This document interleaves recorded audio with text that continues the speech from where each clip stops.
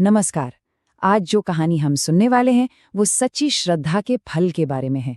पर ये सिर्फ एक कहानी नहीं है, ये तो आस्था, उम्मीद और एक माँ के अटूट विश्वास की एक ऐसी यात्रा है जो दिल को छू जाती है।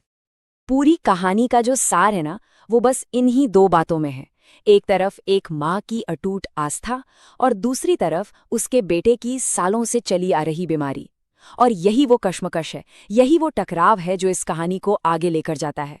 तो चलिए इस कहानी में जरा और अंदर चलते हैं। तो कहानी का जो दिल है, जो केंद्र है, वो है एक माँ की श्रद्धा। एक ऐसी श्रद्धा जो टूटती नहीं। असल में यही विश्वास उनकी पहचान है और यही उनकी सबसे बड़ी ताकत भी। तो चलिए मिलते हैं उनसे। तो ये है सुनीता देवी। बिहार के एक छोटे से गांव सोनपुर में रहती हैं। एक बहुत ही साधारण सी गृहिणी है। मतलब उनकी दुनिया भले ही छोटी सी हो, लेकिन उनका जो विश्वास है वो बहुत गहरा है। और ये विश्वास दिखता है हर साल जब वो पूरी श्रद्धा और नियम के साथ छठ पूजा करती हैं। ये पूजा जो सूर्य देव और छठी मैया के लिए होती है, उनके लिए सिर्फ एक त्योहार नहीं है। नहीं, ये तो उनके परिवार की सुख शांति का आधार है। उन्हें लगता है, उनका मानना है कि इन्हीं के आशीर्वाद से उनका घर, उनका परिवार सब संभला हुआ है। लेकिन इस अटूट आस्था और पूजा पाठ के पीछे ना एक बहुत गहरा दर्द भी है। एक ऐसी पीड़ा जिसने सालों से उनके परिवार की खुशियों पर जैसे एक ग्रहण लगा दिया हो। और ये दर्द क्या है? ये दर्द है उनके बेटे रवि की बीमारी। और ये कोई छोटी मोटी बीमारी नहीं थी, ये एक लंबी लड़ाई थी। एक ऐसी लड़ाई जिसने पूरे परिवार को जैसे थका कर रख दिया था। जरा सोचिए, एक माँ के लिए अपने बच्चे को सालों तक तकलीफ में देखना कितना मुश्किल रहा होगा। बात सिर्फ बीमारी की नहीं थी। उन्होंने हर मुमकिन इलाज करवाया, जहां जहां हो सकता था दिखाया। डॉक्टरों ने भी अपनी तरफ से कोई कसर नहीं छोड़ी, पर नतीजा कुछ नहीं, कोई फायदा नहीं हुआ। अब सवाल ये उठता है कि जब डॉक्टर, दवाइयां, जब विज्ञान सब हाथ खड़े कर दें, तब एक इंसान आखिर जाए तो जाए कहां? और बस यहीं से ये कहानी एक नया मोड़ लेती है। कहते हैं ना कि जब सारे दरवाजे बंद हो जाते हैं, तब कहीं न कहीं से उम्मीद की एक किरण जरूर नजर आती है। सुनीता देवी के लिए भी वो उम्मीद की किरण आई, और वो आई उनकी आस्था के रूप में।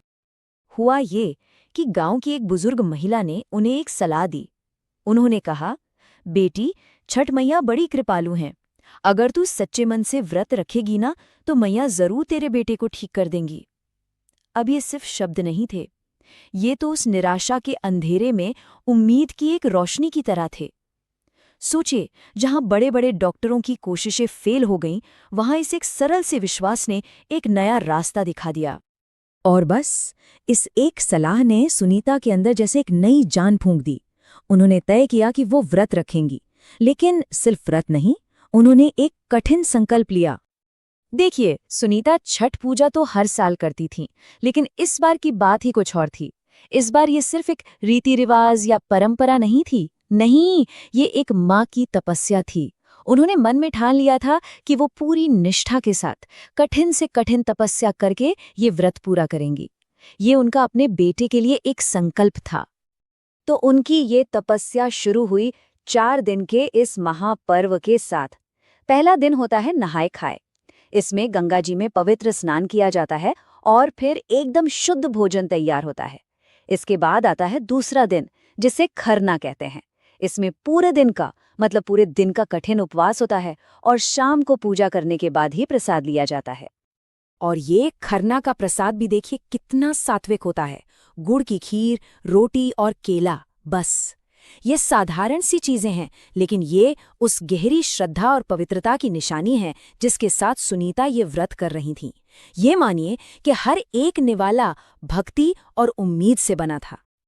तो सुनीता ने तो अपनी पूरी की पूरी श्रद्धा इस कठिन तपस्या में झोंक दी। अब कहानी हम एक बहुत ही जरूरी सवाल पर लाकर खड़ा कर देती है। सवाल ये है कि क्या उनकी इस सच्ची श्रद्धा का कोई फल मिलेगा? ये कहानी असल में एक ऐसी माँ की कहानी है जिसका विश्वास उस वक्त भी नहीं डगमगाया जब हालात बिल्कुल नामुमकिन लग रहे थे। जब चारों तरफ से सिर्फ निराशा ही निराशा थी, तब उन्होंने अपनी आस्था को, अपनी श्रद्धा को ही अपना सबसे बड़ा सहारा बनाया।